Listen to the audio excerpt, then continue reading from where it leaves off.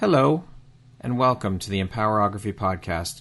This is a platform created for women's voices to be heard and a place to share their stories, journeys, and successes with the world for the purpose of helping other women who might be on similar journeys. We are empowering women one episode at a time. I'm your host, Brad Walsh, so kick back, grab one of your favorite beverages, and enjoy the stories.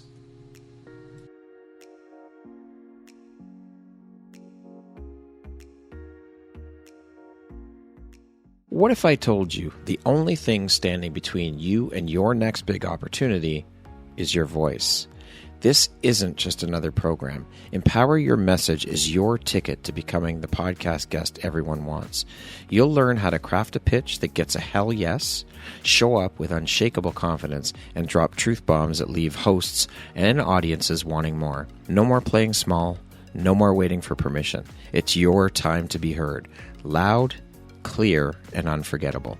Visit the link in the show notes to sign up, and let's make your voice impossible to ignore. The mic is waiting. Are you ready? Hello there, Brad Walsh here, your host of the Empowerography Podcast, a platform that was created to help elevate and amplify the voices of women through sharing their stories. Today, my guest is Debbie Dobbins. She is a magical manifestation guide, a certified mindset coach, a spiritual practitioner, a vision holder, a podcast host, and a published author who has quite the story of rising from the ashes like a phoenix. Debbie, how are you? I'm so happy and excited to have you here today. Yes, I'm so excited. And we've talked already previously. And it's just, when you get into the like-minded conversations, my God, talk about raising a vibrational energy. Literally, as I'm even pulling these words, I'm getting those goosebumps in my body because I know that this is going to be so magical. And we are going to bring out so much energy, and that's going to then permeate the planet, which is just even more magical. So I can't wait to start our conversation. It's going to be amazing. I've got those feelings too. I feel like a little kid in a candy store right now. I'm so excited and ready to jump in. Yeah. So with that being said, let us get started. Now, you've lived through addiction, illness, the edge of death. What was the defining or catalyst moment that cracked you open to your own divinity instead of breaking you completely? I think that one of the things that most people want to hear is, what was the apex? Like, where did you get this impetus to go on these journeys? And my life is so packed full of the hero's journey, if you will, like in the hero's journey. And I just recently became acquainted with Joseph Campbell. I'm like, okay, where have I been for the last 70 years? But the fact is, I actually gave a seminar called The Hero's Journey and wasn't really paying attention. But we are living in this time, or we've always lived in. We love the mythology, right? Yep. And so mythology says, okay, here's a problem, here's a solution, and this is then you're going to be all better, right? Yeah. That's not how life works. It's not ever been this straight up trajectory. It's been these moments of decision making. And when those decisions come up, do you always make the right decision? We're always making the right decision. This is the thing I've learned over being on the planet for a long time, is there is no wrong decision. That gives people a lot of permission. There's no wrong decision. This is just taking us to the next place in this path, this journey. So when we talk about what was my defining moment, literally, I think my defining moment was when I was a teenager and I was going to these religious Christian retreats. And I kept hearing this voice argue with me. When God so loved the world, he sent his only begotten son, and then you're saved. I'm like, okay, that's cool. What if you didn't hear the story? Right? What if you never heard the story? What about all the people in foreign countries, different religions, blah, blah, blah? What if they never heard the story? So they're all automatically going to someplace else? And there was no part of me literally that could comprehend that, because I knew intuitively, this is a knowingness I think our spiritual selves know, is that there's just this oneness. Yeah. That's all there is. And so I just began this path of search of what all that meant. And so for all of my adult life, I have known, and I've been on this beautiful searching path to uncover more of that juiciness of how does this relate to a world that there appears to be, devastation or death or horrible things. because it's all working in service. And if I believe the idea, there was one verse in the Bible that says all things work together for good for those who love God, which God is just a word. It's the energy for me is the energy, the consciousness. If that's true, then every single thing that has ever happened to me, and as I'm going through it, sometimes it's a little hard to remember. That is the challenge, is for us to remember every time we're going through the gauntlet, no matter what it is, because I've been through a few, not fun necessarily, although there was some really fun points. Being in debt to the IRS, it wasn't fun, but I'll tell you what, how I got there of resisting the federal government and what they were doing with my money, that was fun. So there's always this duality going on. Being diagnosed with cancer, the process wasn't necessarily fun, but the outcome of who I am today and all of the beautiful energy that's been created as a result of that, it's all in service. So we can't just go bad, good. It just is. Yeah. So there's not an apex really, other than the fact that I just knew it in my soul that this was a beautiful experience. And no matter how difficult it got, there was a part of me that kept reminding me, even though it was challenging sometimes, this is all in service for you and for the planet, not just for me, because our stories, that's the beautiful thing. And I know you interview people all the time. The stories is what we connect with. So if somebody can relate to some of my stories today, yay, that's the best thing that can happen. That's what it's all about. All of these experiences help shape who we become and shift who we are, because we take the lessons from those experiences and move forward. Hopefully we don't stay stuck in those experiences for too long and we're able to get out of it. But yes, storytelling is everything. We've been doing it for centuries. Right. That stories are the fabric of society. They are what build community. That's how we build communities, through sharing our stories. And yes, of course, if we can benefit other people so that maybe they don't have to go through the same hardships that we did through sharing our story, why not? We are here to be in and of service to one another, period. That's it. Yep. That's so it. Share your stories, share your gifts. We all come here with gifts, and it is your duty and your responsibility to both share your story and share your gifts with the world, because those were put into you for a reason. You need to share them. That's the vulnerability part. Yes. That's what we connect with on, because until we become vulnerable and share our vulnerability, we're holding and we're wearing a mask. No, people can't relate to our masks. They can relate to our vulnerability. And that's the conundrum, if you will, is that we're afraid to share our vulnerability because we're the only ones, right? I'm the only one that watches General Hospital for 30 years. I'm the only one that's ever been a drug addict. We believe these stories that we've created for ourselves. And the fact is, those unique expressions of ourselves is what people can see and relate to. But we have to say it. Yes. We have to stop hiding behind our masks from fear of rejection and I'm not good enough and nobody's like me and all of that conversation. So I'm here to share my vulnerability today. I love it. I love it. Now, when you were at rock bottom, did you ever imagine the version of you that exists today? Or did you have to become her before you could even believe she was possible? I've always imagined myself as something that I'm not even yet either. And I think being at rock bottom, there's been so many opportunities for that just going through the rock bottom was enough for me. I've always envisioned myself as literally, and I still do to this day, as this wise woman standing on a mountaintop with a megaphone, speaking to the planet, saying, I'm here to teach you, this is how you create your reality. Like, that vision of me has never shifted or changed. She's just iterated in different ways. She's still here. She's still, I love it. And the one thing I want to share with everybody is, no matter whatever your vision of yourself is, because we all have a purpose and we may or may not know it at any given point in time. But the fact is that we are here to fulfill that mission and that vision.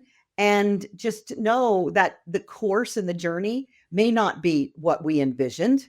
Yes. But the ultimate outcome is always going to be what we show up here for. So I'm excited to see who that girl is. And also, we have to be that person in order to become them. Along the way, I've literally, as I said, I've iterated myself in different aspects of that. And so it's a beautiful work in progress. It's just, who is it? Michelangelo with they say sculpting is Yep. you just become the vision from the rock, from That's right. the square piece of granite, right? Yes. So I'm constantly chipping away, creating something beautiful and magical. The journey is the fun part. The detours, right. all the things. That's Yeah. the most fun, is Yeah. getting there. What did healing actually look like for you? Not the social media highlight reel version, but the messy, raw, uncomfortable process of facing your own darkness. That's an ongoing process, literally. I just find it so fascinating. I'm not that person. It's funny because I have a mother who's 88 years old who doesn't have this self-reflection mechanism. She's Yeah. the same person today as she was when she was in her 20s, literally, basically. Wow. And it's okay. That's her journey. And that's what happened in that generation. And I am constantly self-reflecting. So my healing is an ongoing process. It's almost like being on dialysis. Right? So he said, you have to go to recharge your kidney or your liver, whatever they do there. You're going to have to do that every single day for the rest of your life. For somebody that has diabetes, I have to be self-reflective every single day to heal the things that are not the exact authentic me, because that's really what healing is. It's us deciding and forgetting that we are not our authentic selves, because we're all born, we're authentic. And then we grow up 7 years old and we have all these downloads. And then we go out and repeat the pattern, rinse, wash, rinse, and repeat. You do that over and over. And so for me, it's just this beautiful journey of having an opportunity to be self-reflective and heal all of those wounds. And I'm telling you, when you get to be my age and you've been doing this for a while, it's surprising that there's still those wounds inside, literally, because they're so downloaded. And this is what happens is we download them and we hang on to them for dear life. And the wounds are not what define us. As a matter of fact, I heard somebody say recently, your worst experience, that wasn't how they phrased it, but your worst behavior, whatever, it does not define who you are. Like literally, I am not defined by all of my bad decisions, right? They were just decisions and they bring me to this point of who I am. And I can then see the wisdom in what choices were made, but also that it's so easy to share that information with somebody else. So I really believe that wounds are there to serve us as well. And if we really look at the body itself, I love looking at nature, but our body, let's say we get a cut, the whole body goes in to heal it, right? Yes. So when we're open to the healing, right, our spiritual healing, because that's really what it is. These are spiritual wounds. When we're open to that, then the whole universe rushes in to heal that. Yes. So just being open to it. And sometimes that healing isn't going to look like what we imagine it would look like. Very true. A scab might be different than a bruise, right? Yes. So the healing process for our body itself is just a reflection, a metaphor for the healing that the universe, that the cosmos says, okay, here, this is a tool, this is a way, this is a path. So being open to what those are and stop resisting everything. I have to say that my biggest learning in life, and continues to be, is resistance to those things which are not my personal preference. That's like a kid thinking they're going to get everything they want. No, that's not the way it works. You got to take what comes your way. And the healing process, yes, it's an ongoing, it never ends. The healing journey never stops. Never. And healing is not linear. No. Exactly. But that's what's beautiful about it. Yes, exactly. That is where the fun is, if we allow it. That's right. That's it's the allowing. It's the allowing piece and the receiving piece. Yeah. The receiving piece is huge too. So when you look back at the woman you once were, lost, addicted, sick, what do you see now that you couldn't see then? As I said, I don't think that there was a part of me that was broken. That's the biggest hurdle, I think, for especially women, is that we reflect on our past as something that wasn't us. When the reality is, it's always been me. There's always parts of us. And this is the biggest reflection that I give to women, is that we have to look at all of this, everything, our spiritual, our mental, our physical, and our emotional, as congruent with ourselves, and not diminish parts of us. So the Right. part of me that was addicted to drugs, right, really is still addicted to food, right? Addiction is just a numbing effect, right? So just having that conversation with people that you can experience the feelings of what that feels like, or it being sick. There's so many people that have diminished physical ailments, diminishing physical ailments now. And yet we want to say, oh, that I don't like that part of me. I don't like the part of me that doesn't have a rectum anymore. I don't like the part of me that says this is how I have to eat. But the fact is that I cannot hold any part of me outside of me and say, I don't like her. When I incorporate all of it, when I just remember I'm one whole unit of unique expression of the divine one, then I love all of it. And I forgive myself for all of those things that, not the choices that I made, but that the impact that it made on other people. Because at the end of the day, when we do make choices, they may be impacting other people. And I want to forgive myself for doing any of that. But at the end of the day, I forgive everything about me that I didn't love at some point in my life, because it's all part of me. And that is the biggest aha moment I think that I've ever had, is that I love myself. I love myself, even the parts that I say I don't like, because those make me who I am. That's it. Just like the experiences, that is everything. And we are the foundation for everything. Love, all of it. It all starts here within us. And we have to learn to love ourselves, every part of ourselves, as one totality, one consciousness, one being, it's everything for sure. Yeah. I think, and I want to sort of expand on that just a little bit, because when I talk about the parts of us that we don't love, I use some of the bigger boulders in my life. And I love reality TV. So I'm, love to share that with people, but I like to watch The Bachelor. And it was so interesting, because I always say that you can get spiritual teachings from anywhere. You can get it from a billboard, you can get it from reality TV. And I'm watching, and there was a woman on there. She was the bachelorette, and all these men are loving her. And she said out loud, oh, I really don't like the part of myself that feels insecure that these guys don't really love me. And it was just a simple statement, but I heard it and I thought, oh my gosh, that's exactly what I'm talking about. Especially women, we have these parts that say, I'm not good enough. Yeah. I'm ugly. I don't feel as if other people could love me. Those are the parts that I'm talking about, healing and loving and forgiving, because we all have these little bits and pieces that we don't really want to show the world. Like, we don't want to show, most women don't, we don't want to show the world that we're insecure. Yeah. Right? We want to be as if we're confident. That's one of the biggest things that I hear from women is, you seem so confident. And I said, listen, I'm as insecure as the next person. And yet it's those areas that I personally work through to say, why are you feeling insignificant? Why are you feeling not heard? Why are you feeling a certain way? Because those are just feelings. They're stories that we tell ourselves. And when we begin to say those are just stories, then we can begin to forgive ourselves in a different way. Oh, I forgive myself for telling myself that story, because the truth is, we are none of those things. Yeah. We have made those stories up, and now we believe them. Yeah. So it's a lot really of the time too, those stories aren't even ours.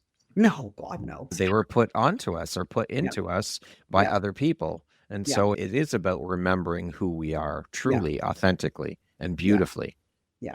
I say that so many times, is that most of the thoughts that most people have are somebody else's thoughts. Yeah. Because we've all been imprinted, not just from this lifetime, but from generations. It's a generational imprinting. And it's so really fun to sit and meditate. And because people always say, I can't meditate because I have too many thoughts. So your thoughts. If you sit down and meditate and just start watching the thoughts, because there's a lot of meditative guidance that says, oh, let that thought, tie a balloon around it and let it go. I'm like, no, pay attention to that thought. And then ask yourself, whose thought is that? Because where is it coming from? Because literally it's not ours. And if we begin to allow our intuitive self to recognize and listen to those thoughts and say, yeah, that came when I was 8 years old, or this was something that my grandparents used to say. But it's so fascinating when we begin to dissect those thoughts and realize that our true thoughts, our true authentic self, has those thoughts that we are whole, complete, and divine. Yeah. But therein lies the other piece, is that a lot of people don't want to sit in the stillness because it's uncomfortable. Oh, yeah. They don't want to look within because it's uncomfortable, because they're scared of what they will see. But it's the only way through it. That's part of the healing process. Yeah. And I love that so much, because we're afraid of, I honestly, when I ask people what you're afraid of being on your own thoughts, they don't have an answer. And there was something in 12-step programs that I always love. They use acronyms for everything. Fear, false evidence appearing real. That's what that is. So if you can get past the fear, that false evidence, just sitting in that stillness, even if it's for a few minutes, you can build that muscle. But there's nothing to be afraid of, literally, because it's just our minds. That's right. It's just our minds. That's right. So basically, we're saying we're afraid of our own mind and thoughts. So, yeah. It's a practice. You have to continue to do it, and start out small. Start sitting with yourself for a couple minutes a day. Right. Just do that, and then build on it, and it will get easier. It's just like everything else. You practice something enough, you get better at it. It just takes time to build that muscle, as you said. Yeah.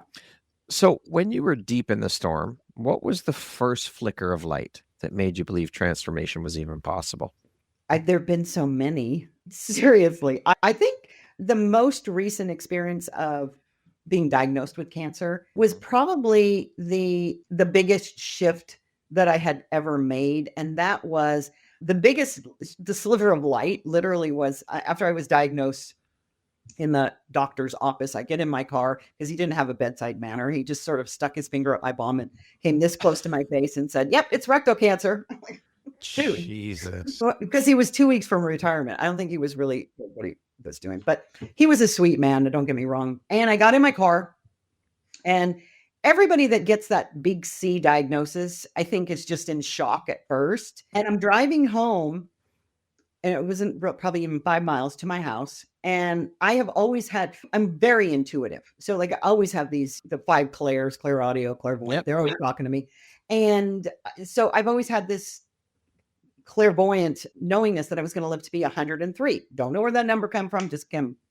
And so I'm driving, and I'm having my conversation with myself, my consciousness. I said, if I'm supposed to live to 103, how's this program going to work out? Literally. It just was so crazy that I think it probably pushed against every idea that when I know I'm right. And it's not about stuff. It's always about this knowingness. And so I heard this voice say, "Don't worry." Okay. But, and I think this is important for everybody, is because we do this, even if we are still enough to listen to our guidance, there's the "yeah, but" conversation that comes next. Because our voice said, "Don't worry." And I went, "Yeah, but, what do I do next?" Because that's really what the "yeah, but" is, us trying to be in charge again. We're in a driverless car in this thing. Yeah. We really don't jump up into the front seat every time. If we're in our driverless car and it's taking us to the magical lands that we all want to go to, it's super fun ride. But when we say, "Oh no, I have to take over the steering wheel again," we hop in the front seat and we're trying to override literally the driverless car that's saying, "Oh my gosh, there's a car in front of us, stop." We don't allow the driverless car, which is really just the consciousness of the knowingness of who we are, that says, "I got you," like literally. And that was the first point of me saying, okay, it's going to be okay. I don't know how it's going to be okay, but living in the mystery is the beautiful part of this, is that when I'm not micromanaging the universe, saying it has to be this way, because this little limited thing up here, it's very finite. It only has the information that I programmed it with. It doesn't have anything else. I can be expansive, and I have to allow what I can't see, I can't feel, I can't know necessarily, to open its gates and say, here is the bigger surprise. Yeah. Because you let go and live in the mystery, man, that's when the real juiciness happens. It's about trusting and allowing. And it is not our job to figure out the how. That's the universe's job. The universe always has our back. It will always, it always has you 100%. It will serve you in your best interest. It just is. It's so beautiful to know that it's, once we set our intention and we do all of our human work, which is have the feelings, keep the vision, hold the space, be expectant. That's a really key ingredient here. We have to expect that it's coming. Then it conspires to create it, which is so beautiful. And I often use the example of going to a beautiful fine dining restaurant, sitting down, and you're with friends, and we have our wine on the table, and the server comes out and says, "Oh my God, would you love the special of the day?" And they describe what the special of the day is. And oh my gosh, of course I want that. I'm just so excited. I'm getting excited even thinking about this metaphor. We say, "Go back, take that order. I want the special of the day." And they traipse on back to and we sit there and we expect that it's coming. Yeah. We don't go running back into the kitchen going, "Oh my God," and to the chef who's created the special of the day, right? So the chef, we're putting our orders into the universe, and then we're going back there and we're digging up the seeds and we're going, "Are you growing yet? How come it's not coming fast enough? You're not doing that the right way." That's what we do. We micromanage the universe instead of putting the order in. I call it affirmative prayer. This is what I declare. This is what's happening. I release and I let go. And thank you, because that's the expectation. Thanking the universe and saying, "I know it's already done." It comes back exactly in ways that we wouldn't even imagine because we allowed for it. But the fact is that we're all running back into the kitchen going, "It's not happening the way I thought it was going to happen." And that's wherein lies the release and the beauty of expectation.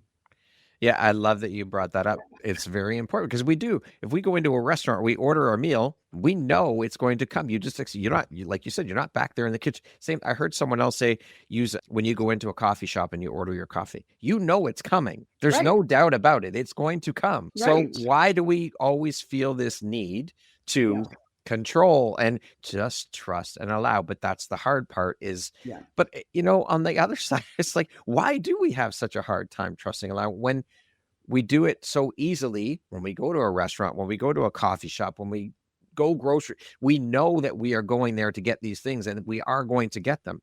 So why do we have such a hard time trusting and allowing the other stuff? Right?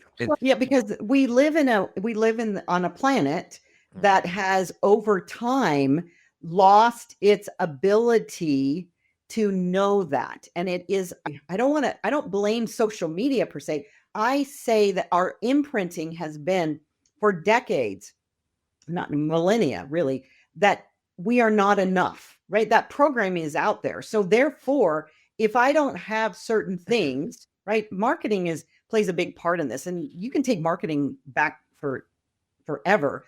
Right? The idea behind marketing, right? So I teach marketing is to find somebody's pain point. That's generally what it is.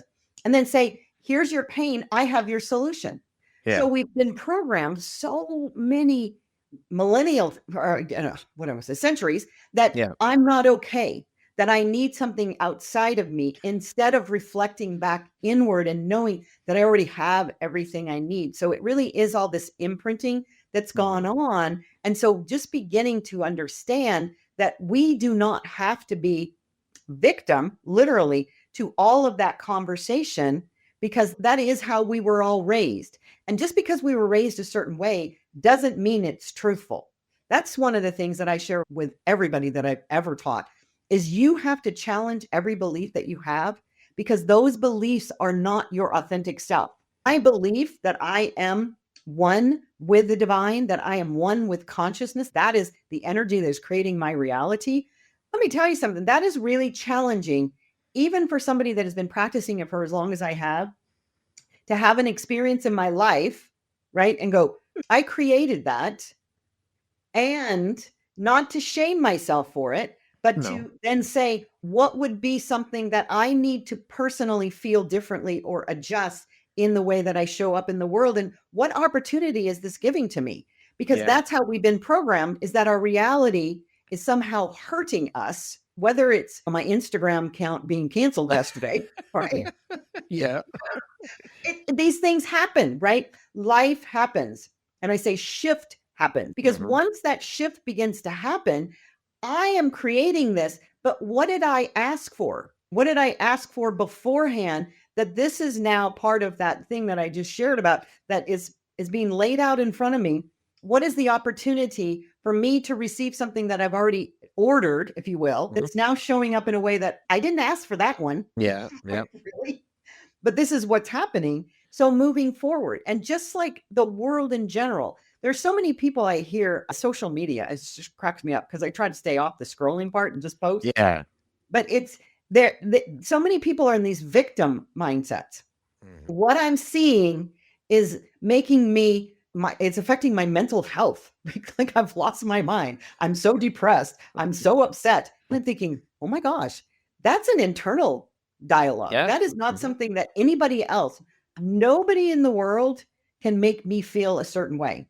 And That's I've had right. many people say to me, you make me feel a certain way. I said, one of my gifts, I think, is that the universe said, you get to be a trigger for people. I'm like, oh, thank you so much. It's not an enjoyable place to be No. sometimes. But the fact of the matter is that I embrace that because I know when people are triggered, including myself, that is where the juice is. If you have more, that's trigger is just having a huge emotional reaction to something. If you have more emotional response to something than you do to your bedroom slippers, that is where the work is. So for me, when people say you made me feel a certain way, I'm like, I'm not responsible for your feelings. And No. sometimes they take that as very callous, but I cannot take responsibility for other people's feelings. The only person I can take responsibility for, that's why I have this great podcast called Radical Responsibility Revolution. Everybody needs to start taking responsibility for themselves. This is the Yes. only place that we have any control is over That's our right. thoughts, our feelings, and our actions. That's it. Yes. We cannot control anyone else's actions or emotions or any of that shit. It's No, nothing to do with us. So no, take responsibility for your own shit. that's Period. right. That's right. And get over yourself. That's right. Absolutely. When you're talking about the social media, you're scrolling through social media and this is making me feel depressed. And no one's telling you to scroll through social media. Be mindful of what you're giving your attention to, That's because right. what you give your attention to, you're going to get more of. And with the algorithm, it gets even better. Yeah, right. They say, Exactly. here's more of that. Yeah. Yes. And I was just on a podcast and the woman, Dr. Linda Ulrich was saying, we vote with our clicks. Whatever you give your attention to, you're going to continue to get more. This is how, she was talking about, this is how we stop feeding the algorithm, which then will stop these content creators from creating negative shit. Because if you don't give it your attention, the algorithm will say, okay, no one's clicking on this, so let's not show this stuff anymore. It's you vote with your clicks. It is so powerful. Be mindful of what you're giving your attention to. Do it intentionally. If you're going to scroll social media, scroll it intentionally. Yeah. And I think that's really an important point to share so that people hear it very clearly. Yeah. I think we all understand perhaps that the algorithms know who we are and what we're looking at. Everybody's had that experience where you're supposedly talking in a conversation and you said some sort of face cream and all of a sudden you have all these ads for face cream. It's more insidious than that, especially with AI. Here's a perfect example, and I think it's hilarious. I'm on TikTok, and I was on TikTok because I don't scroll generally. I'm just posting, which I'm not the social person on social media, which is kind of hilarious. But I went on there and I was in the search bar on TikTok. I put in trending songs because somebody said, you need to add more songs to your stuff. I said, okay. So now every single time that I open the TikTok, because I got to go on there to post, right? Yeah. There's a trending something on TikTok every single time. I'm like, oh my gosh, this is so insidious. But the fact is that when we do this, there is that algorithm that is now, it's turbocharged with AI that feeds us constantly with that information. And so not only are we voting with our clicks, we are downloading all of that information into our being. And so that energy, that low vibrational energy just accelerates. And so I'm always here to talk about what energy are you vibrating at? Because it's the frequency that's creating the out picturing. So if I want to see more of the shit, just keep doing that because it will show up in your feed every time. And unfortunately, kindness and peace are not big sellers in the world in general. That's always been, I always thought, why doesn't news have all the puppies and the children that are, it doesn't sell. So what does that say about our humanness, that we are only driven by negativity? So I think it's important to even just have that conversation with ourselves and say, what are my values? I think this is one of the most important things that I share, and I've been doing it since I taught leadership, is we have to know what our values are before we go out into the world. Otherwise, what is it? There's a song, if you don't stand for anything, you'll fall for anything. I think it's Kenny Rogers. That's so true. Because if we don't set our intention with our values before we even get out of bed, we are going to fall for whatever comes our way and then say, oh, that's happening to me instead of through me. Because if I know what my values are, which are love and spontaneity and surprise, I go out there expecting that. And when I see things that don't comport with that, I think, oh, okay, I need to keep looking. I keep looking for those values and start living in them. It's so important to know what your values are and live from those. And if you're letting all of this come into your environment, which your environment is your thoughts, your actions, where you live, what you eat. If we think about it, there's so many people out there who talk about what the food is that you put into your body. Yeah, they're letting all this garbage come in from an emotional, mental perspective. It all feeds our body. All of it, every single millis. Yeah, all of it, all there. Thank you for sharing that, Debbie. What is one mindset shift that completely rewired how you see yourself in the world? That it's not about mindset. Okay. It's not. I've talked about this, and this has been the biggest epiphany that I've had in the last 7-8 years, is that it's the body that has the emotional memory of the feelings that are creating the electromagnetic energy. Yes, the body has programmed this, but it's, if you think about it, the loop that's created, you have an experience. We have an emotional reaction to the experience. Then we create the belief, right? So we had an experience when we're little, and we had an emotional reaction to it. That's why I talk about everything as a story. We create these stories, but the stories are because the emotional reaction. So let's say that I went to a carnival, just two kids. Two different families. One went, there's an elephant. The one child, the father got stepped on by the elephant and died. Right. So you have an emotional reaction to that. Elephants are bad. Now that's my new story. The other child this is the greatest thing that I have ever seen. He's saw the person training the elephant before the carnival, and now he becomes an elephant trainer. And he's got this emotional reaction. These two experiences regarding an elephant, the elephant is not the player in the story. The emotions are. So once we know that our emotions are what we are addicted to, our feelings that have been created through those emotions, then we create a new emotion. And the emotion then gives us a new story and a new belief pattern. So the biggest epiphany that I've had is how we're creating thoughts and beliefs coming from emotion, because that is how we create. It is just so beautiful because we all have a signature for the chemicals in our body from the emotions. And so they're all downloaded in there. And then we keep repeating them. And that then determines our reticular vision, which says, this is what you want to see. So then we go out into the world and we go, oh, yep, I was right. Looking for more of that. More of that. I love it. Thank you for sharing that. Very insightful. Now, you talk about your inner billionaire. What does that phrase really mean? And how does someone begin to access theirs when they feel broken, or beaten down by life? So when I first wrote the book, the title was Your Inner Millionaire. And then I got another clear audio that said, anybody can be a millionaire. That's really not that much of a charge. And that's right. Anybody can do that. And so I heard, call it a billionaire. And I didn't realize at the time, because I was writing this last year about the same time. And I didn't realize that there was going to be such a charge around that word in January of this year. I was like, that's very interesting. So I left it. But I've also had many people say to me, they don't want to read the book just because of the title, because there is a trigger there. And I think it's so fascinating when people are triggered, once again, that's where the juiciness is.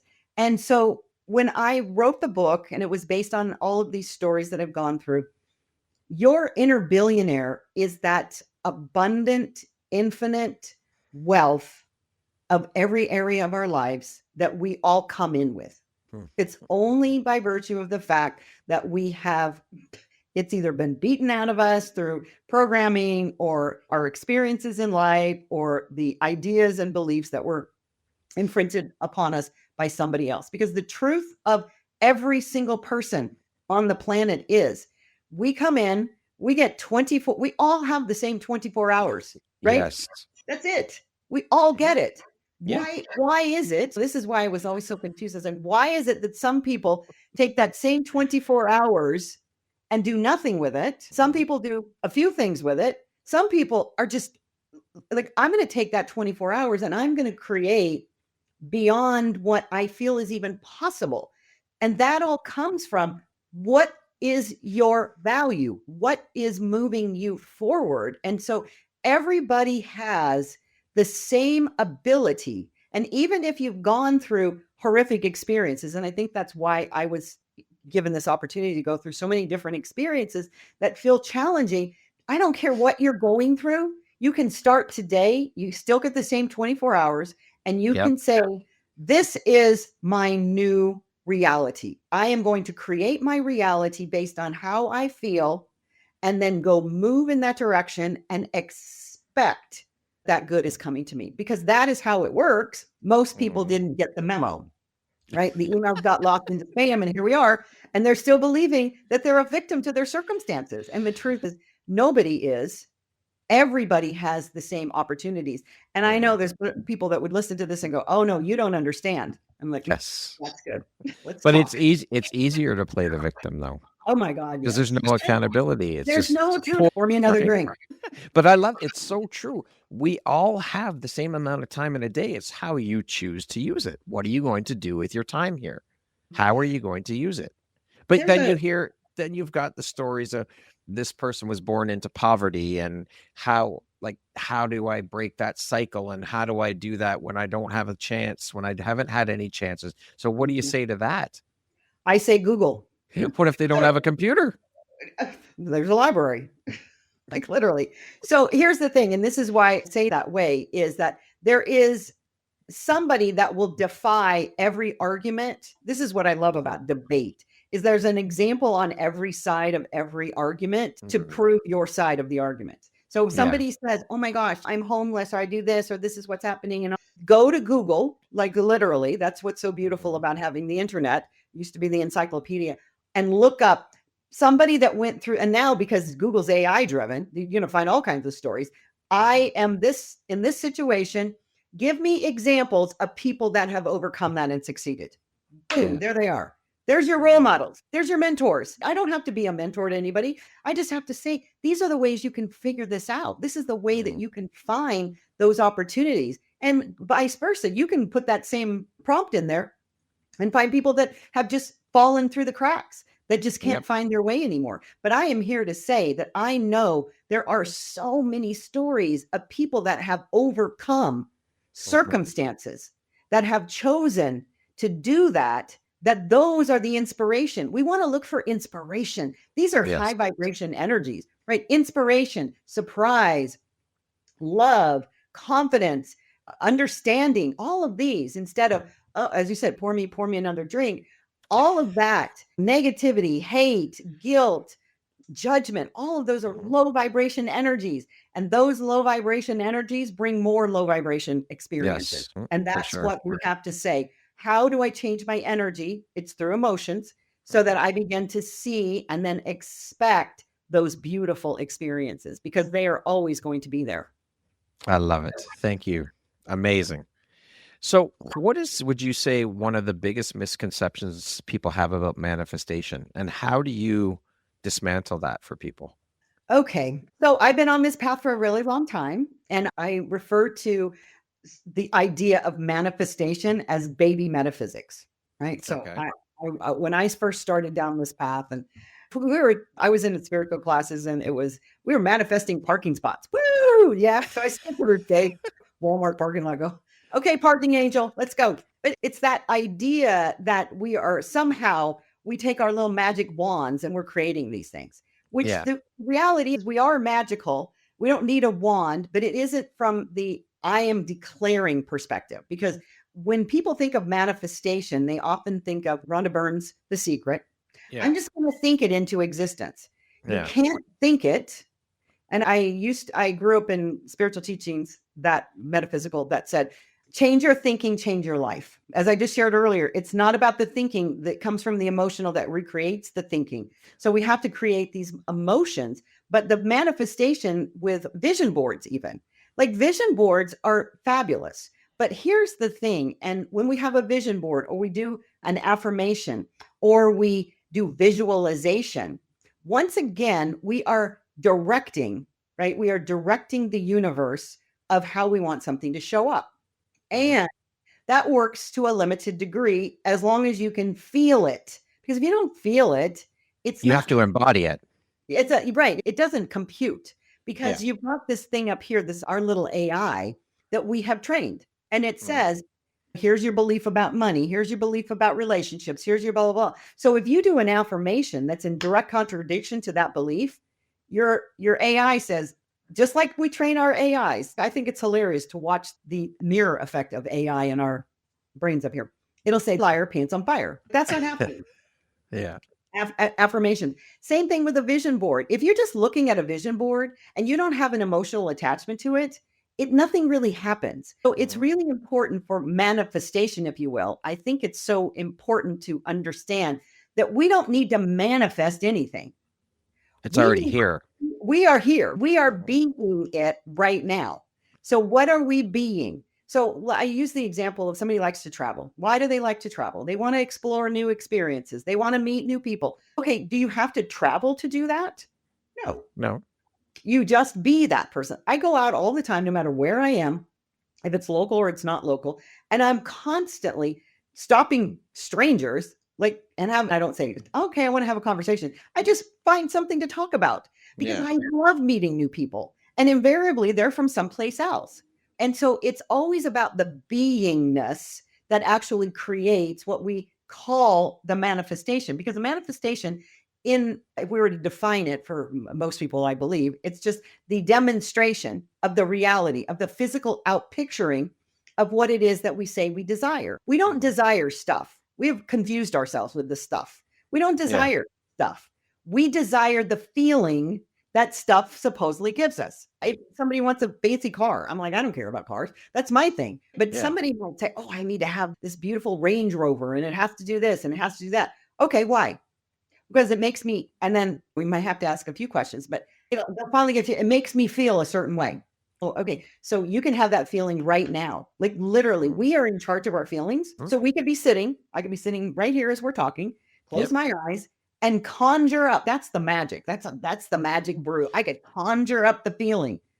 I can also allow myself to succumb to feelings, much like I did yesterday when my Instagram was canceled. I felt like I didn't have any control over my feelings because we do that. We forget. So I'm like, oh, this is so bad. And what am I going to do? And there was all this pity party going on. I'm thinking, oh my God, this is ridiculous that I'm feeling this way about an Instagram experience when I should be joyful because they were signing a peace declaration on the other side of the world. Holy cow. So sometimes we just have to have a conversation with ourselves.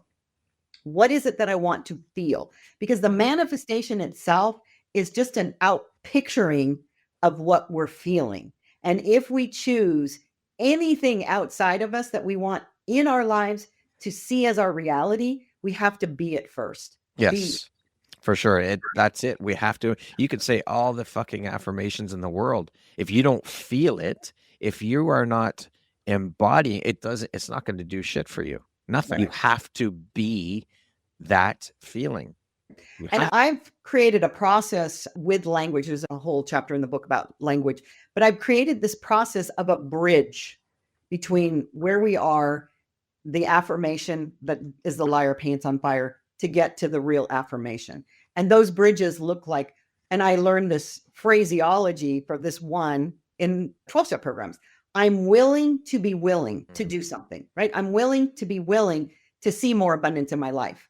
So if I say, I'm going to see more, I am seeing more abundance in my life. Okay. We're still a little bit of the liar. Sometimes you have to say, I'm willing to be willing, because it's those bridges. I'm learning how to be more abundant, because the fact is there's still I am statements, which is the powerful statement, but it's not in direct contradiction to what my programming is, so that I can say, because everybody can learn, right? We can be willing. I'm open to seeing these are transitional verbs that Yeah. take us from that I don't believe you affirmation to move into the transition of saying, oh, I am infinitely abundant. I love it. What was your first holy shit moment when you realized that the being and manifestation works, that your energy was creating your reality? I think the first big one that I was just blown away with was I always have said that I'm the best man for the job. Like I would do the masculine construct, like power through, I can do this, like I can figure everything out. And I sold a mortgage business that I had in Texas and I moved back to California and I called it my first mini retirement. I was 45 years old and I didn't know what to do with my life. I felt like I was that person that had retired that didn't know what to do. And so I just started being it. I started meditating. I started really paying attention to what my body was doing and being in the know. And so I started creating future journaling and literally I decided that I wanted to be an international speaker trainer. Like I knew that I loved doing stuff like that. And I was sitting in my office and the phone rang and this woman says, and I don't know where she found me. Literally, I wasn't putting out job interview, none of that. I was just, it was like the whole idea of ordering ice cream and it shows up at your front door. Literally, it's that magical for me. She called me up and she says, I don't know how she found out about me. She said, but we want to hire you to travel around the country teaching it happened to be at that point, mortgage people. And I said, okay, that sounds really cool. And then she told me what they were going to pay me and I almost choked. I was like, what? Like, how is that even happening? But that's what I talk about so much is that and as you said earlier, it's not about the how. It's about what is the desire? What do you want to feel? And how do you want this to show up as far as the feeling that you're going to have? And literally, I went on to travel. I wrote down yesterday, I think it was yesterday, the day before, how many states in the United States that I've been to over this period of time, because that gave me an opportunity to fly first class for free all over the place. But it was so beautiful because I've been to 35 states out of the 50 states in the United States. I thought, oh my God, I really did that. But it's been a few years. And now I'm on this next mission to go to all the other 15.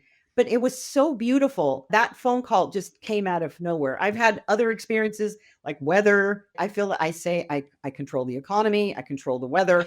Now, other people are involved in all of this, but these things have happened multiple times where literally I was in an environment where I needed to get something done for an audit and I wasn't going to get it done. And then there was some sort of nor'easter or a snowstorm or something that happened. Literally, there's so many of those experiences and it's magical. It really, truly is. That's why I call myself the Queen of Magic.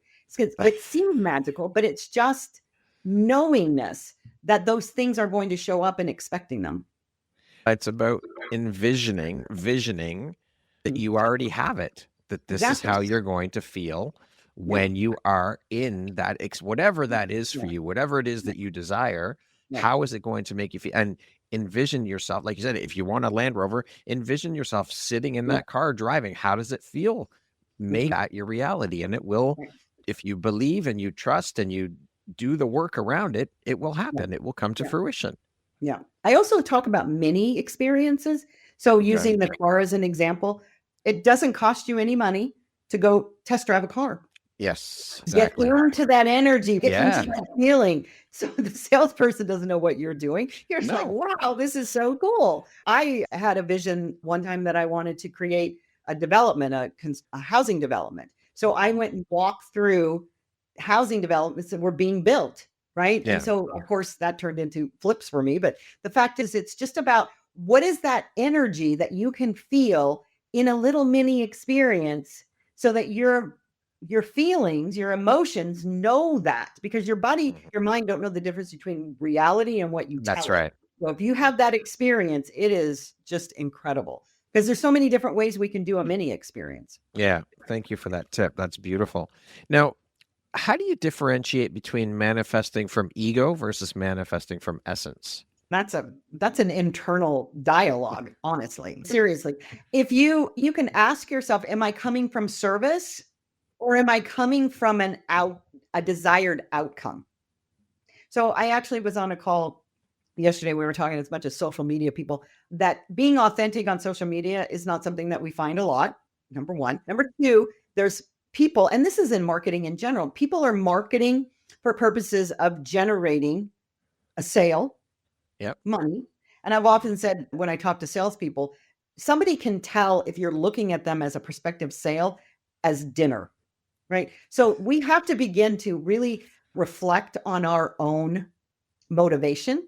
So it's a simple question. Am I expecting an outcome by doing what I'm doing? Or am I just giving freely? Because giving is one of the things that creates the circulation of wealth in all areas. If I'm giving from my pure heart, my pure unexpected anything as a result, those will tell you if you're coming from ego or you're coming from your soul. You also, with that cycle, I think it's important to mention, you also have to know how to receive as well. Of course. Yeah. Otherwise, you break the cycle. You have to give with an open palm. A lot of people are giving like this. Yes. And so I would say that the majority of people that I have coached throughout my lifetime, when it comes to receiving, that's their bigger issue. Yeah. Or isn't the giving. Like you can overgive. Absolutely. Yep.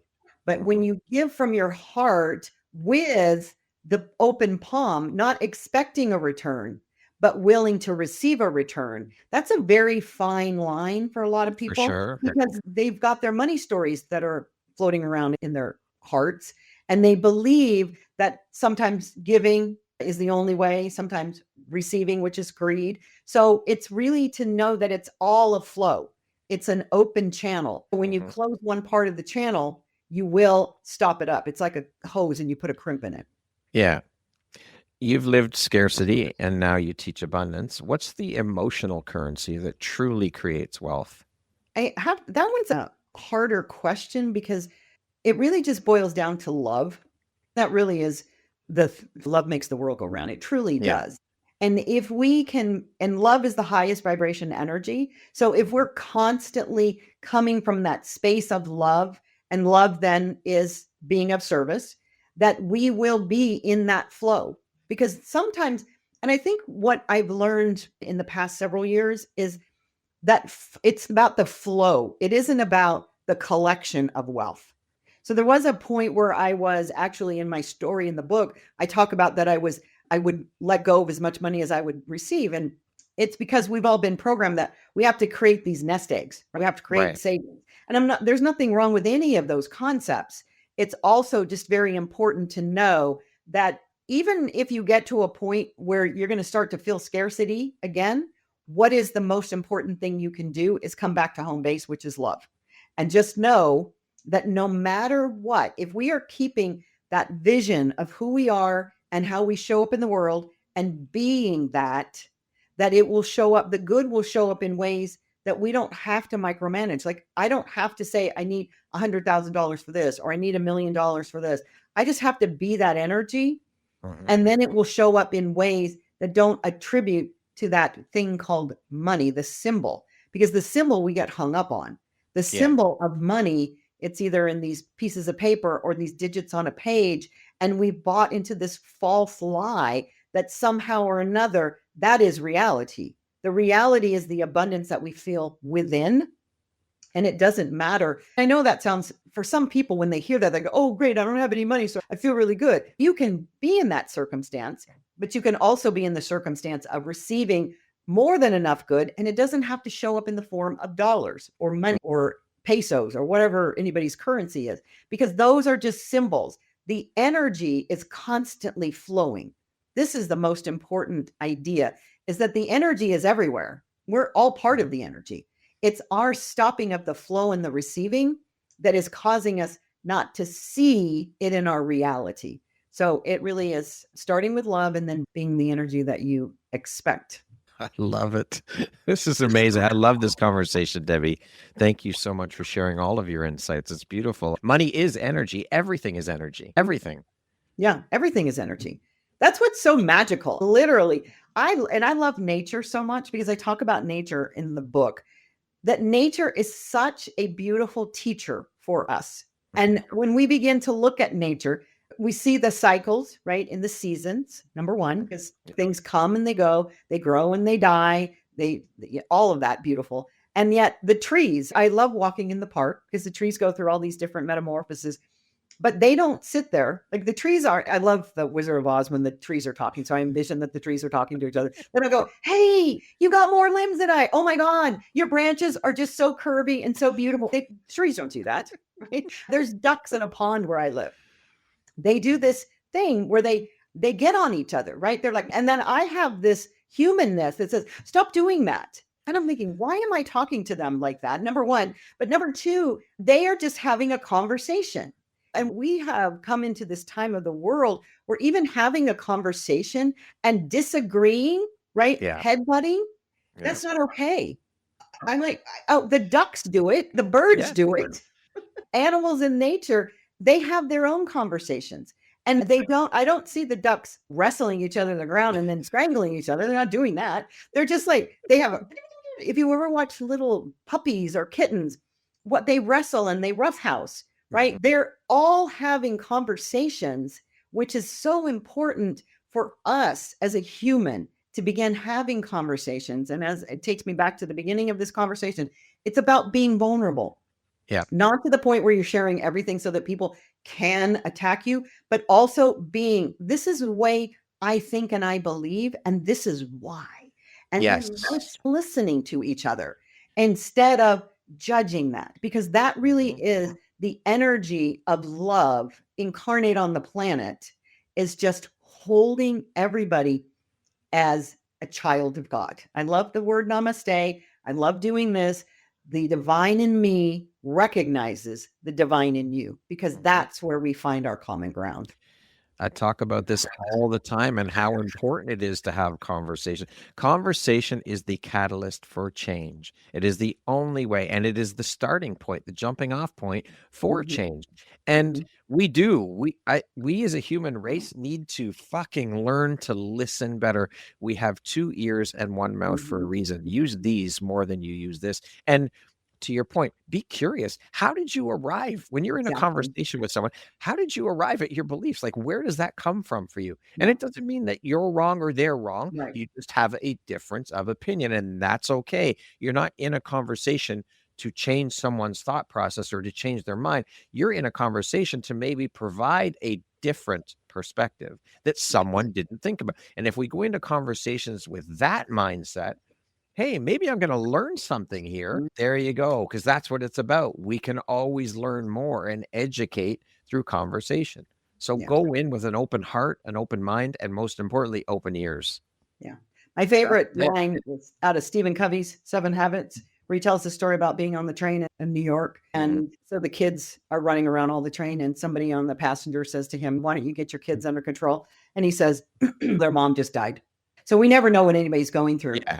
And the moral of that is seek first to understand, then to be understood. We cannot do that unless we ask questions. Curiosity is my favorite pathway for anything. We be curious, we learn, we listen, and then we attempt to to understand the other person, because that brings the commonality of why we're here on this planet, to support and love and be kind to one another. That's the bridge right there.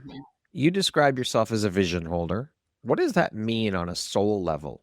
And how do you hold the vision for others who can't even yet see their own potential? I find it fascinating because I still have a finite human brain, and just allow myself to go into those spaces of mind altering, because I'm very much about mind altering. And I think that's probably why one of the reasons drugs was such an allure for me. That you can do it through meditation, you can do it through ayahuasca, you can do it through forgiveness. There's so many beautiful ways to alter our mind, because I know, and especially since quantum physics has now shown us that there's multiple dimensions, that I know I'm an infinite being, right? So there was an experience before, there's going to be an experience after. This little finite experience that I'm having on planet Earth, I think it's just a drop in the bucket. It's just a drop in the bucket. And so even when my little finite mind goes, oh my God, your Instagram got canceled, I'm thinking, okay, wait. Okay, you're an infinite being And that the cosmos, right? The universe, just go to a planetarium. That's magical in and of itself, because then Yes. you start to see how dinky tiny we are. So having a vision is beyond this life. Yeah. It's just beyond this life. And yet we're spiritual beings having a human experience. So what is it about this experience that I can be the energy that is the essence of my oneness, that isn't this a forever thing? It's no beginning, no end. So it's when I hold those visions, which I'm a human being. We're just very limited as human beings. And I recognize that, yet I still fall into the human category. And I sometimes go, okay. And it's nice to have the perspective to see when I'm in those places and when I'm not. But also, I see that for other people as well, so that they're going through whatever they're going through. So, yesterday is a day that, trust me, in 5 days or 5 weeks from now, I won't even remember that experience. I think that being on the planet for a while gives you that perspective, because when you're younger, everything just seems so blown up and out of proportion. So when you get a little older, you go, all right, listen, I'm not even going to remember that experience. And then put those into that perspective to hold the vision of what is the real vision here. The real vision is for me to live in my values, to show up on the world, to be that in the world, be that wise woman that holds that energy that says, oh my gosh, this is how you create your reality. You can be, do, or have whatever you choose. And along the way, the road might get bumpy. You might run into a storm or two. There's potholes everywhere. And yet, the end of the journey that you're going towards, there's so many other magical moments as well. You're going to go through a magical forest. You're going to go down a countryside. You're going to go by the ocean and dip your toes in the water. It's so interesting to hold the vision of the magicalness while you're on the journey that has those potholes and the dragons and all of those good things. And be grateful for them. Yeah, for them and for myself. Yes, absolutely. As mentioned, and you've mentioned it already, the book. Tell us about all the things, the book. What inspired you to write the book? When was it released? All of the things. So it was years ago. Wayne Dyer wrote a book, Power of Intention. So I think I was listening to it on audio. And I thought, because I've always wanted to write a book, like my whole life. And I was told when I was growing up that I was related to Nathaniel Hawthorne, which now, after doing genealogy, I'm pretty sure that's not true, but my grandmother told me. So I thought, oh my God, I want to write a book. And I want to write a book because Wayne Dyer said this book just poured out of him. Like, he was just in the middle of the night and he was writing, papers flying everywhere. Like, it just was divinely inspired. I thought, that's what I want. So I was in Playa del Carmen. I was living there last year, and I sat down and started writing this book about the experiences that I've had. And it just literally poured out of me that same way. And I thought, okay, wow, there you go. Fantastic. And it just is such a portal. This is what I really always wanted, was not a how-to book, but a portal for somebody to read, similarly to the way that people read Think and Grow Rich by Napoleon Hill, because I feel like his was about a mindset, and I talk about it much more from the feminine energy perspective of the feelings and the emotions, and to just have people read that book once a year, because there's a new process in there that you can do and find and go deeper, because that's my life. It's just been one deepening after another to reveal more of who I am. And so I published it on January 1st of this year. That was pretty magical as well. And then thought, I could do a course. So I did a course, and that's available it's recorded. Awesome. But it's an experiential book. It isn't a thinking book. It's about you, because we don't move ourselves in life just by learning. We have to learn and then take sacred action of whatever that is. And learning that process for me has been absolutely mind-bending, because I can't do anything by reading. I can get information out of reading a book, but if I don't implement something, because I'm an implementer, it's taking that sacred action to really evolve into the person that is seeing the truth of who you are. So that's why I actually had a different cover when the book first came out. It's got a little portal on it now, because it's awesome. It's stepping into a portal of your life. And the practicality, though, of putting those steps into aligned action. Because you can, again, it's like the affirmation. You could say all the affirmations in the world. If you're not embodied, it doesn't mean shit. It's going to get you nowhere. Same thing with your book. You have to take the lessons from the book and implement them, make them practical. And they're very simple ideas, but very profound, such as gratitude. There's 2 chapters on it. That's how not simple it is. But the thing is that people, sometimes we get tripped up with the simplicity of something, whether it be language or gratitude or giving, right? So I go in there, in the book, I just dive deeper into those elements, because that truly is those fundamentals. Just like anything, whether you're learning a sport, you're learning something new, you have to get the fundamentals down. Because if we don't get the fundamentals down, people are always looking for the get rich quick kind of thing over here, but they're not willing to do the fundamentals, which is change entirely who you are being in order to receive what it is that you say you desire. I think it's human nature. We make things so much more difficult than they really have to be. We complicate the shit out of everything when it's really not that difficult. It's not. If you do the work, if you get into the mindset and do, or not mindset, because you don't like to use the word mindset, but get into the embodiment of that and become it. Yeah. It's our nature. There's a guy that owns a company that when I do mortgages, I sell my mortgages to. It's the biggest mortgage company in America for wholesalers. It's called UWM. He's a sports guy. He actually owns some basketball team now, but I forget his name. I'm just escaping it. But he has one of the biggest mortgage companies in America, and it's in Michigan. And so he's taken over some auto plants. It's just campuses. But he says this all the time, and it is so true. You have to run the drills, right? In sports, and he's a basketball guy. So it's run the drills. Yeah. But we don't run the drills. We just keep defaulting back to the old programming and wondering why we're not getting a different result. Oh, insanity. The definition of insanity. Exactly. Doing the same thing over and over again and expecting a different result. And the drills can be simple. Just get up in the morning before you get out of bed, close your eyes for another minute and envision your day. Set your intention. Remember your values. Be grateful. Yes, practice something gratitude. So simple. There's the book Atomic Habits. I love that because it says start small. Yes. We all want to go to the end of the year or the beginning of the year. We all go to the gym. Not me, but I'm going to start working out really hard. And then you give up because you're so sore. So it's the same thing. We have to begin with the small fundamentals, run the drills, get another fundamental, run the drills, run the drills, run the drills. It's just, it's so simple, but magical. But humans get in our own way all the time. Exactly. So you also mentioned the podcast. Tell us all the things about your podcast. The title, is it interview style, solo? What inspired you to start a podcast? Because I just love sharing my voice. I love to talk. I love the sound of my own voice. I do. I swear. I know it. I just came from a content creation experience with a bunch of women in Michigan and Minnesota. And there's so many people, and I know this, there's so many people that don't want to be on camera, right? Because we were doing B-roll and the whole lot says, that's not my problem. It's not my problem. I've had a YouTube channel for a really long time, but I love just sharing my opinion, but also other people's opinion. And I think it was the beginning of the year, I think it was the beginning of this year. I said there was so much turmoil going on in the world, like especially when people would show up with their negativity on social media, and people aren't taking responsibility for themselves. They're just not.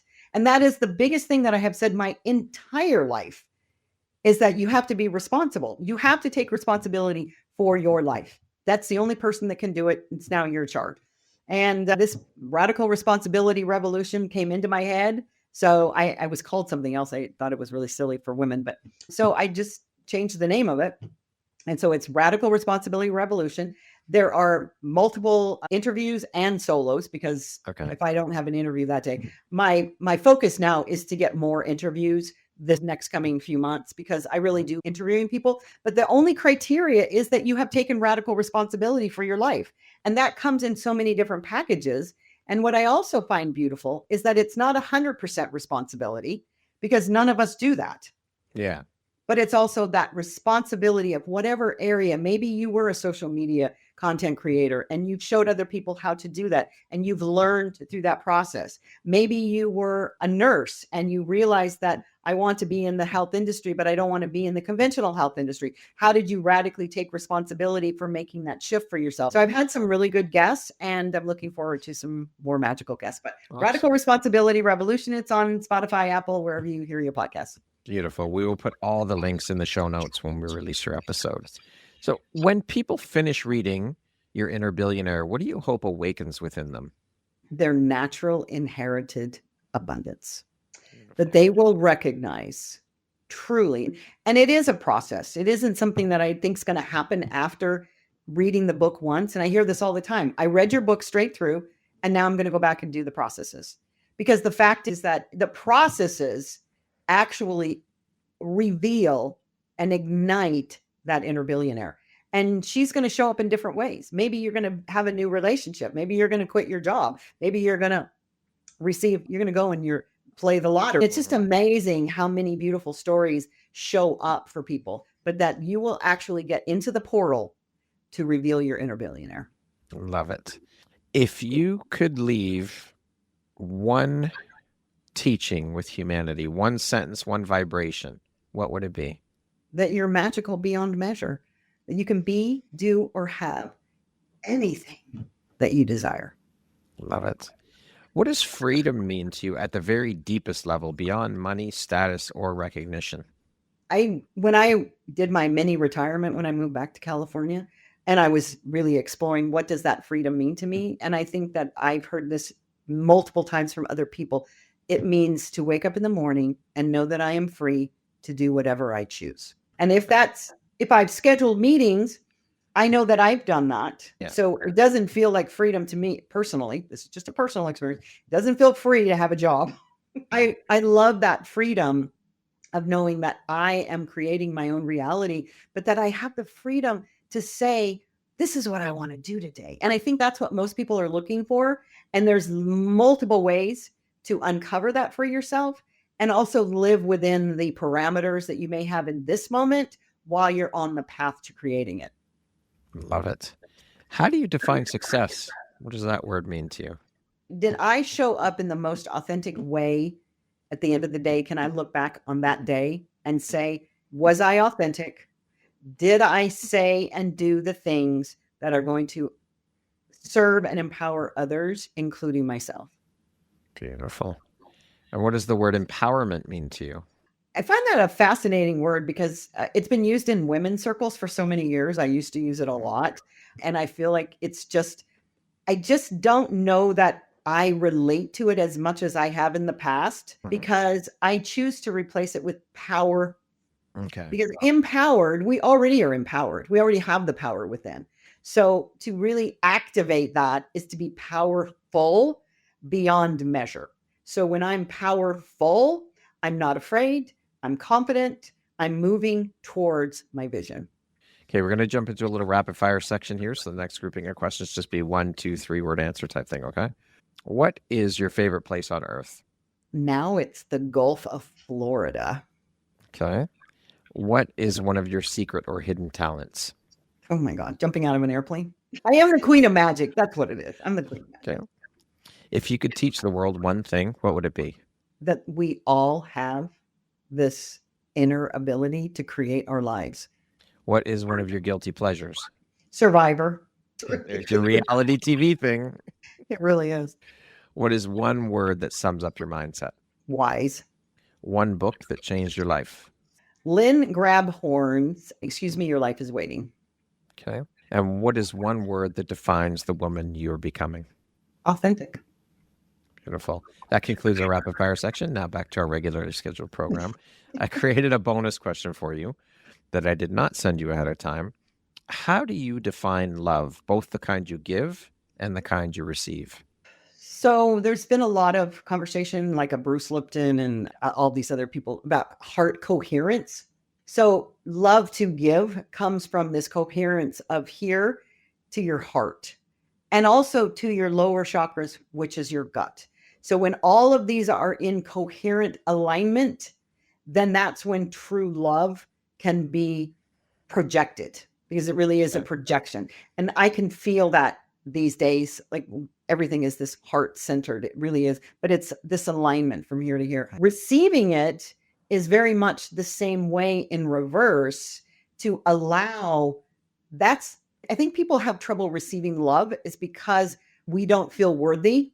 And so getting that alignment again so that you can receive it in the way that it's just pure receptivity it's a elusive thing. I don't know that most people have that ability all of the time, but we get glimpses of it. And I call it unconditional love from the perspective of, we can probably all relate to a baby, holding a baby or seeing a baby. That's why we love the funny videos, but puppies can do that. They'll bring out that energy, right? That coherence, because you can feel it aligning. You're just watching these puppies going, oh my God, they're so cute. Or little kittens, right? Or any little animal, because they're always so innocent. And I think that's where that love is really coming from, is that state of innocence, that it doesn't have any agenda to it. Yeah. Dogs, I think, are one of the only things capable of 100% all the time unconditional love on the planet. They are the only thing, in my opinion. Yeah. And they're basically, they don't even know they're doing it, but they're forgiving us for all the crap that we do. Yes, exactly. They are, for sure. If you were to introduce yourself to me without mentioning your occupation, where you're from, your religion, your nationality, where you grew up, all of these day-to-day superficial markers that we use in life, how would you introduce yourself to me? Hi, I'm Debbie. I'm a wise, magical woman who came to this planet to teach how we create our own reality. Love it. If you could step into my shoes, what question would you have asked yourself that I didn't ask you? I don't know. It's pretty extensive. I received that. Yeah. I think you covered a lot of ground that most hosts that I've been on their podcasts have not asked questions that were that deep.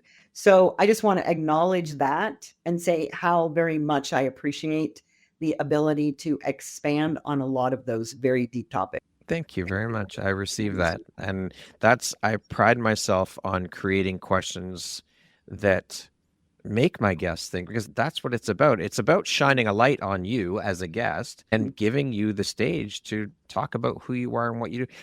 The most important thing to me is that my guests walk away feeling seen and heard. That's the most important piece as a podcast host. And so how I do that is to create questions that create space for thought and for deeper conversation than just the run-of-the-mill bullshit questions that a lot of podcast hosts ask. Yeah. Yeah. I think that for me is one of, if I had a superpower, because there's lots of them, that I have the ability to have those kind of conversations with just people in general. And I've had this been reflected back to me so many different times, that especially women, because I just go straight to the deep. Like, I don't want to, how's the weather? That surface level bullshit.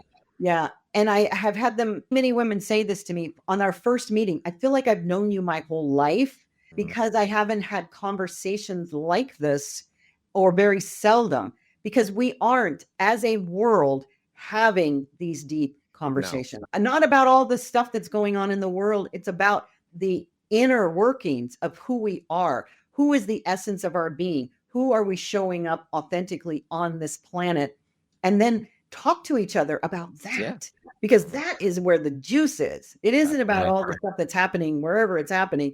And I have to adjust my life over this. My life has nothing to do with what's going on in the world, other than to go, what the nice. And Michael Bernard Beckwith, he has a spiritual center in California, the Agape Spiritual Center. He was in the Secret, and he's been all over the place, Tony Robbins and everything. But he said years ago, this is before major internet, he says, you know what? The only reason to watch the news is watch the news so you know what to pray for today. Because it literally, and it isn't about me praying that something happens. It's just praying that the uplifting, that the enlightenment, that the good, that the love is more fully expressed. So if you're going to watch the internet, or you're going to doom scroll, just know that, hold that energy, that beautiful space for the uplifting of this energy that's on this thing called planet Earth, because it extends out into the whole universe. Yep. The uplifting of the consciousness, the raising of the vibration. It's, as you said earlier, we are all one consciousness. So I love that. If you had the opportunity to sit down and have a 1-hour conversation with one woman, any woman in the world, who would it be and why? I saw that question and I thought, I don't know. I'd like to talk to myself. Actually, the one person, and maybe I'll send her this interview, is Rachel Peterson. So she calls her name Mrs. Peterson. She's a social media, whatever you want to call it. She's a client attraction person. Anyways, she's just this woman that has gone through being a single mom, having bipolar, being an alcoholic, some of the same stories that I have. And I just adore her and she adores me. And I want to interview her on my podcast. And so I've gotten a no once, which is fine. But I want to have a conversation with her more than just in a group of people. Yeah. But look her up because she's really a fabulous. I will. Rachel Peterson. Yeah, it's Pedersen. Okay. She's a fabulous individual. All right. Just generally. Well, definitely check out her account. If you could go back and give your younger self one piece of advice, what would that piece of advice be? You won't believe what's going to happen. It's going to blow your fucking mind. Exactly. Seriously. That's what I would say. I've actually started a couple of stories on me as a little girl, seeing my future self. And she's like, honey, I don't even know what you're thinking right now because it is going to blow your mind because it does. I look back and think, wow. Lastly, Debbie, if you were to deliver your last 30-second speech to the world, your corner of the world, your tribe, your people, what would that last 30 seconds sound like? What words of wisdom would you impart? Be you. That's really all it is. I don't need the 30 seconds. It's just be you. And everything will be beautiful. Literally. Just be you. That is the message that I want for everybody. Be you, but not be you that's been programmed. Be you, the authentic you. Beautiful. Debbie, thank you so much for being here today, for taking and making the time. I have thoroughly enjoyed every minute of our conversation. Lots of laughs, a beautiful, in-depth, thought-provoking conversation. Thank you for sharing your insights, your wisdom, your experiences, and your knowledge. It has been an absolute honor and pleasure. Thank you so much. I am so grateful to have you as a member of the Empowerography community. We love being in people's tribes. Once again, my name is Brad Welsh, host of Your Empowerography podcast. Today, my guest has been Debbie Dobbins. She is a magical manifestation guide, a certified mindset coach, spiritual practitioner, vision holder, podcast host, published author, and the queen of magic. Thank you so much, Debbie. I hope you have a beautiful rest of your day. Thank you very much for listening to this podcast. If you haven't yet, please be sure to subscribe, rate, review, and share with all your friends. You can find me at visuphoria.ca, follow me on Instagram at Empowerography Podcast, and on Facebook at Empowerography. Please join me next time for another inspirational story from yet another amazing woman.